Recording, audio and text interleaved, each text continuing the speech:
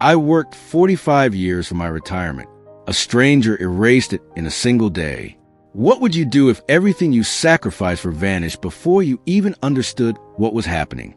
My name is Daniel Harper. I'm 72 years old, and until last spring, I believed I had done everything right. I wasn't reckless. I wasn't greedy. I wasn't chasing shortcuts or miracles. I was careful, disciplined, predictable in the way responsible men are supposed to be.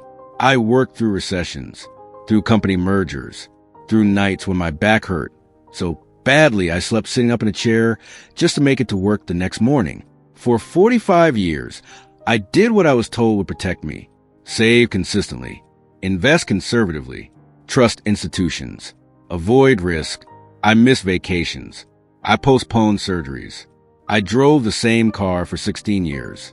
When my wife wanted to renovate the kitchen, I convinced her to wait. We'll do it after I retire. I said, let's secure the future first. The future. That word carried weight in our house. Our children believed I was strict about money. They didn't see the quiet fear behind it. I grew up watching my father lose everything during a downturn he never recovered from. I promised myself I would never stand in front of my family with empty hands. By the time I turned 70, I had accumulated what financial advisors called a solid nest egg. It wasn't extravagant, but it was stable, enough to cover medical bills, enough to help my grandchildren someday, enough to let me sleep without calculating numbers in the dark. And then the phone rang. The man on the other end knew my full name, my date of birth, the bank I used, the approximate balance of my retirement account. His voice was calm, measured, professional.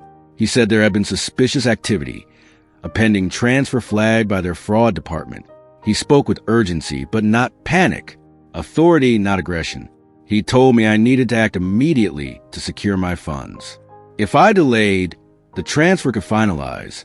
If I cooperated, they could shield my account through a temporary protective channel.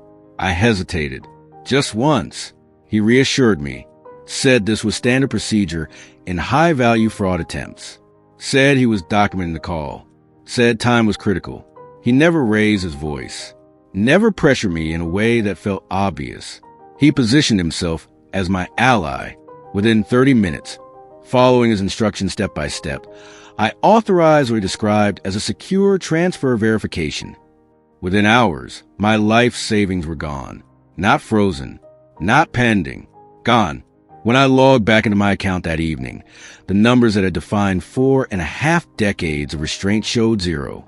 No warning, no explanation, just an empty space where my future had been. I called the bank directly.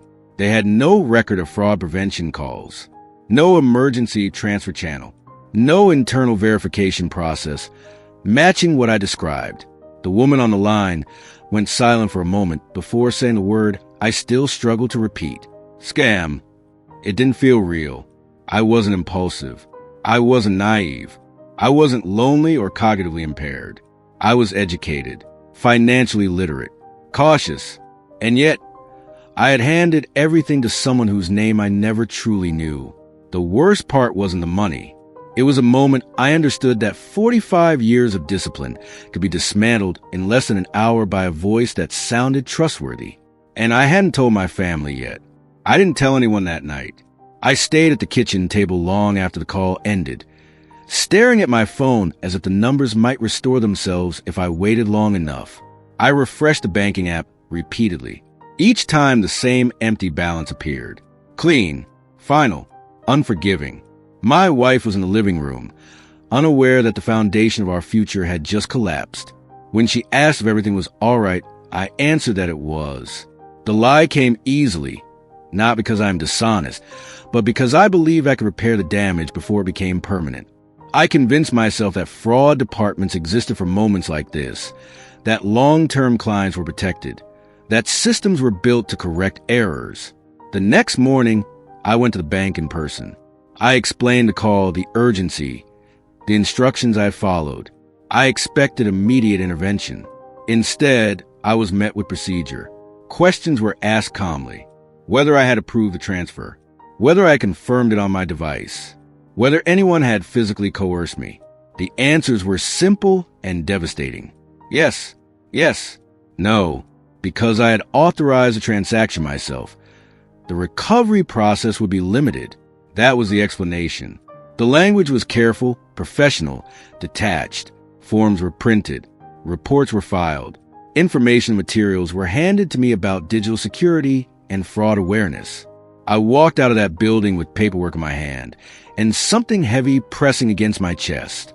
Shame, not the loud kind, not the dramatic kind. A quiet, corrosive shame that settled deep inside me. I had always been the cautious one in the family, the advisor, the steady voice. My children consulted me before making investments. My wife trusted my judgment without hesitation. I had built my identity around prudence and discipline. Now I had dismantled it in less than an hour. The financial loss was measurable. The erosion of credibility was not. Over the next few days, sleep became fragmented. I would wake in the early morning hours, calculating impossible solutions. Returning to work at 72, selling the house, reducing every expense to its minimum. I began to evaluate my own employability as if I were a stranger reviewing a resume that had quietly expired. But the deeper damage was internal. I started doubting my own perception. If I could be manipulated so thoroughly, what else had I misjudged over the years? How many decisions I believed were wise were simply fortunate? The confidence I carried for decades began to feel artificial. I avoided extended conversations with my children. I shortened phone calls. I postponed visits. The truth felt radioactive, as though speaking aloud would permanently alter how they saw me. Each day of silence made disclosure more difficult. The longer I waited, the more deliberate the concealment appeared, even to myself. My wife began noticing small changes. My restlessness, the way I stared at nothing, the way I checked our accounts late at night, even though I already knew what I would see. She did not know the reason, but she sensed a shift. After 40 years of marriage, subtle movements do not go unnoticed. The irony was brutal. I had spent decades protecting my family from instability, and now I was manufacturing it through secrecy.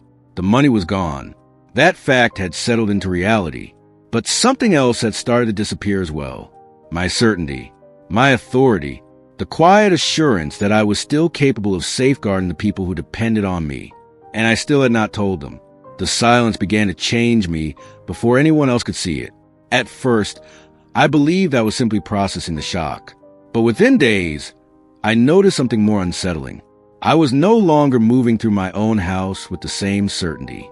Every room felt slightly unfamiliar, as though I had stepped into a version of my life that no longer fully belonged to me. I had always carried myself with quiet steadiness. Even during difficult periods, I maintained composure. Financial pressure, medical scares, professional setbacks, I handled them methodically. That discipline had been part of my identity. Now, that internal structure felt fractured. I began reviewing every detail of the call in obsessive loops. The tone of his voice, the sequence of instructions, the moment I overrode my hesitation. I searched for the exact second. I could have stopped it. I replayed the approval screen in my mind repeatedly, analyzing whether there had been a warning I ignored. The mind searches for control after loss, and when it cannot find it, it turns inward. My appetite diminished. Food lost its appeal. Sleep shortened into thin, fragile segments. I would wake before dawn with a pressure in my chest that felt physical but was rooted in something deeper. Not panic, not quite despair, something closer to humiliation. I had not merely been deceived. I had cooperated. That distinction mattered to me more than the bank's policies. It was one thing to be robbed by force. It was another to participate in your own undoing. My wife continued observing me with increasing concern. After decades together, she could detect subtle shifts in my breathing, in the way I folded my clothes, and how long I stood still before answering a simple question. I responded with surface-level explanations. Fatigue, stress, minor concerns about paperwork. Each deflection widened the distance between us. The house felt heavier at night. I started avoiding eye contact, not because she accused me of anything, but because I was afraid she might read the truth in my face. Guilt has a posture. It changes the way a person occupies space. I felt smaller, somehow compressed by my own failure. Meanwhile, practical consequences began forming in my thoughts. Medical costs that were once manageable now looked threatening. Property taxes that had been routine now appeared overwhelming. I calculated how long our remaining funds would last if we adjusted our lifestyle. The projections were not catastrophic, but they were unstable. Stability had always been the goal. What unsettled me most was the erosion of internal authority. For decades, I believed my judgment was dependable. Not perfect, but grounded. Now every decision felt suspect. Even small choices required second-guessing. Which email to open, which number to answer, which notification to trust. The world had not changed. I had. I noticed something else during that week. My sense of usefulness began to diminish. I had defined myself by provision and protection. Without the financial foundation I built, that role felt compromised. Retirement was supposed to be a period of earned rest, not silent damage control. By the seventh day, concealment had transformed into isolation. I was no longer protecting my family from worry. I was protecting myself from exposure. And beneath all of it was a growing fear that had little to do with money. I was afraid that once they knew, they would see me differently, not as a victim of sophistication, but as an aging man who had lost his edge, an example of decline, proof that caution eventually weakens. The loss had emptied my account. The secrecy was beginning to empty something far more difficult to restore. The concealment stopped feeling temporary. In the second week, the weight of what I was hiding began showing in ways I could no longer regulate. I misplaced small items. I forgot routine tasks. I would begin something simple and lose focus halfway through it. My wife noticed. She did not accuse me of anything specific, but her attention sharpened. After 4 decades together, subtle shifts are impossible to disguise for long. I became overly cautious with our remaining accounts. I checked balances multiple times a day. I reviewed transaction histories as though repetition might rebuild what was gone. Each review only reinforced the same fact. The retirement fund I had nurtured for 45 years no longer existed. Practical consequences began surfacing. Scheduled maintenance for the house was postponed. A medical appointment I had planned was delayed. Minor financial adjustments were explained as temporary tightening. I framed everything as strategic caution rather than necessity. But strategy requires confidence. I had lost mine. The real fracture occurred when paperwork arrived from the fraud report, official letters, case numbers, disclaimers about limited recovery probabilities. Seeing the event translated into bureaucratic language stripped away any remaining illusion that this could quietly disappear. My wife saw the envelope on the counter before I could move it. There are moments in long marriages when silence communicates more than language. I felt her eyes pause on the document. I felt the shift in the room's temperature. My heart accelerated in a way it had not during the scam itself. Avoidance was no longer sustainable. That evening, I experienced something unfamiliar. Not anger, not panic, exposure. The sense that the structure I had carefully maintained was beginning to crack from the inside. I had always been the one who reassured others. Now I fear becoming the source of instability, the provider becoming the liability, the protector becoming the cautionary tale. A deeper realization surfaced during that week. My hesitation, confess, was not solely about money. It was about identity. I feared that admitting what happened would redefine me in my family's eyes, not as disciplined, not as prudent, but as vulnerable, fallible, a man whose reflexes had slowed. Aging had never frightened me physically. I accepted slower movements, stiffer joints, longer recovery times. But intellectual erosion, even if only perceived, threatened something far more fundamental. The scammer had taken funds. The silence was taking dignity. By the end of the second week, the pressure reached a threshold. Every interaction with my wife felt like borrowed time. Every shared meal carried an unspoken tension. The longer I delayed, the more the truth mutated into something larger than the original loss. I began to understand that the revelation would not simply be a financial disclosure. It would be an emotional recalibration of our marriage. and I was no longer certain I could control the outcome. I told her on a Tuesday evening, not because I felt brave, but because I ran out of ways to postpone it. The words felt mechanical at first. Clinical. I explained the call, the urgency, the transfer, the empty balance. I presented it as a sequence of events rather than a confession, as if structuring it logically might soften the impact. As I spoke, I watched something shift in her expression. Not anger, not hysteria. Something quieter. A recalibration. The kind that happens when reality adjusts faster than emotion can respond. When I finished, the house felt different. The air felt thinner. The truth, once spoken, had weight. She did not react dramatically. That almost made it worse. There were no raised voices, no accusations, no visible collapse. Instead, there was a stillness that forced me to confront the magnitude without distraction. In that stillness, I realized something unsettling. The loss no longer belonged only to me. It had become ours. For days, I had carried the shame alone. Now it was shared. And shared shame feels heavier, not lighter. Practical questions followed. Insurance coverage, legal recourse, remaining assets, contingency plans. Each topic stripped another layer of illusion. The retirement we had envisioned was no longer secure. Adjustments would be necessary. Lifestyle changes would follow. But beneath the logistical concerns was something more fragile. Trust. Not trust in institutions. Not trust in strangers. Trust in me. I had always been the one who managed our long-term planning. She deferred to my financial decisions because I had earned that authority over decades. Now, that authority had been compromised. Not revoked, not erased entirely, but destabilized. I saw it in subtle ways.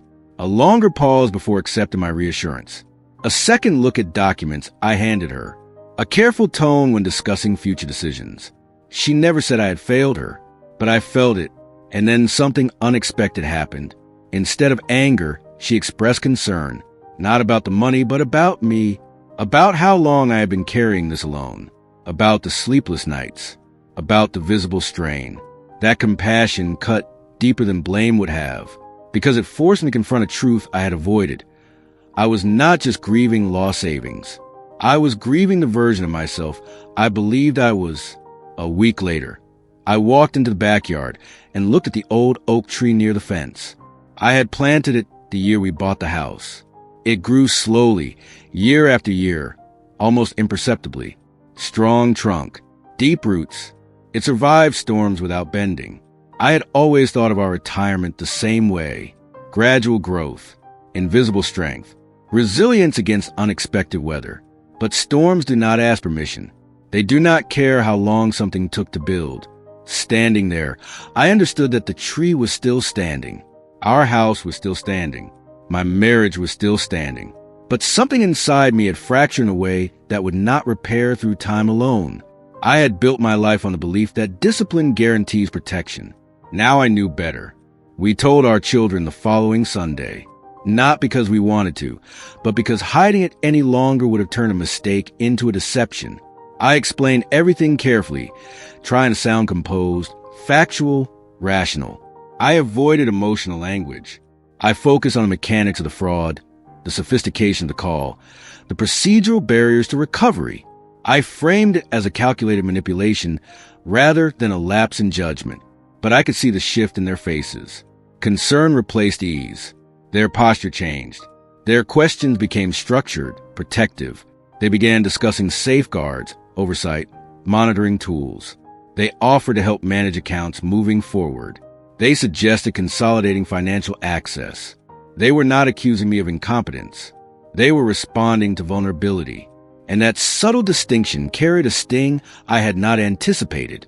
For decades, I was the one guiding them, explaining mortgages, advising on savings, helping them evaluate risk. I had been the steady reference point. Now I watched the axis rotate. Their voices carried the tone I once used with them. Calm, careful, protective. The inversion was quiet but undeniable. I told myself this was natural. Aging shifts roles. Responsibilities evolve. Families adapt. But internally, I felt something eroding, not pride in the shallow sense, Not ego, something more foundational. Agency. I had always associated financial stability with autonomy, the ability to choose, the ability to support, the ability to shield others from uncertainty. With the retirement fund gone, that autonomy narrowed. Even though we were not destitute, the margin of comfort had disappeared. I noticed that my son began double-checking information I shared. My daughter researched fraud prevention and sent links about cognitive decline statistics and elder targeting patterns. She meant well. They both did. But every precaution felt like a subtle evaluation. I began questioning whether they saw me differently now. Not dramatically diminished, but slightly less sharp, slightly more fragile, slightly closer to decline. The scammer had used information about my age to manipulate urgency. He had understood something I did not want to admit, that older voices respond differently to authority, to institutional language, to perceived risk. For the first time, I wondered whether my age had been a variable in the equation, not just financially. Psychologically, I had believed experience created immunity, that decades of caution built resistance. But experience can also create predictable patterns, trust in systems, deference to structure, confidence in procedural language. He did not overpower me. He anticipated me. That realization unsettled me more than the financial loss itself. In the weeks that followed, our household stabilized excellently. Budgets were revised. Plans were adjusted. Legal reports were filed. Life resumed its surface rhythm. But internally, something remained unsettled. I no longer trusted my instincts fully. And when a man loses trust in his own judgment, he begins withdrawing from decision-making altogether. I caught myself deferring more often, asking for second opinions on minor choices, avoiding financial discussions entirely. It was subtle, almost invisible, but I felt the contraction. I had spent my life building stability. Now I was learning how fragile stability truly is. The money was not coming back. By the time a month had passed, that truth had settled into something solid and immovable. Reports were processed. Investigations were closed. The language in the final notice was sterile and definitive. Recovery was unlikely. The case would remain on file. There would be no dramatic reversal, no unexpected restitution, no hidden safeguard triggered at the last moment. Just absence. For weeks, I had been fighting the event itself, analyzing it, replaying it, measuring it. But eventually the fight exhausted itself, and what remained was something quieter: identity. I had defined myself through responsibility for as long as I could remember. My value in the family structure was tied to provision, foresight, stability. I measure my success not by titles or recognition, but by security, the absence of crisis, the predictability of our future. Now that predictability had been compromised, and I faced an uncomfortable question. If I was no longer the unshakable protector, who was I? The loss forced me to examine something I had avoided for years. I had equated control with worth. I believed that as long as I could anticipate risk, calculate outcomes, and guard against uncertainty, I maintained relevance. But aging does not negotiate with control. It narrows margins. It introduces unpredictability. It exposes limitations. Not because a person becomes incapable overnight, but because the world evolves faster than the frameworks we once mastered. The scam did not just exploit a moment of trust. It exploited my attachment to certainty. I realized that my silence after the loss had not been about money alone. It had been about protecting an image, the image of competence, the image of invulnerability, the image my children carried of their father as immovable and precise. But no human being is immovable. I began noticing something subtle in the weeks after the confession. My wife still relied on me. My children still asked for advice, not about everything, but about many things. The shift I feared was not as absolute as my mind had projected. The fracture existed primarily inside me. That understanding did not erase the shame, but reframed it. Perhaps strength was never about preventing every fall. Perhaps it was about remaining present after one. I started participating in decisions again, even when doubt lingered. I forced myself to re-engage rather than retreat, not to prove competence, but to resist disappearance. Because that had been the deeper fear all along. not poverty, irrelevance. The scammer erased numbers from an account. But I had nearly allowed the event to erase my voice inside my own home. And that would have been the greater loss. Losing the money changed our plans. It did not destroy our lives. That distinction took time for me to understand. In the months that followed, adjustments became routine. We reduced certain comforts. We postponed certain ambitions. We recalculated what retirement would look like. It became leaner, more deliberate, less expansive than I once imagined. But it remained ours. What lingered longer than the financial consequences was a psychological imprint. For a while, I carried a quiet hypervigilance. I questioned every notification. I distrusted every unfamiliar number. I analyzed every institutional email as if danger were embedded between the lines. Gradually, that intensity softened, not because the world became safer, but because I understood something I had resisted. Vulnerability is not a personal defect. It is a human constant. I had believed that discipline alone could shield me from systemic manipulation, that careful living created immunity. But sophistication evolves. Tactics refine. And even the cautious can be deceived when pressure and authority are applied strategically. The shame I felt was not entirely rational. It was tied to pride, to generational conditioning, to the idea that a man who provides must never miscalculate. But life does not honor that rule. If anything, aging strips away illusions of invincibility and forces a deeper reckoning, not with competence, but with identity. I am still 72. I am still responsible. I am still capable of learning. The scam did not define me. My response to it did.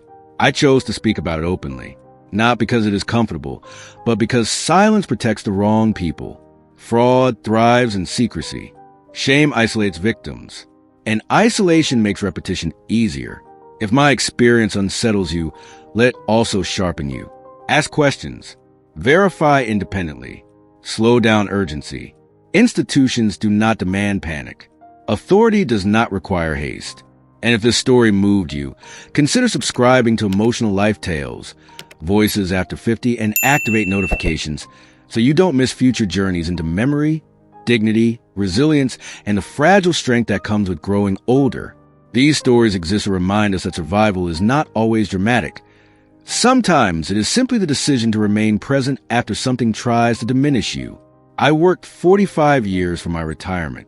A stranger erased in a day, but he did not erase who I am.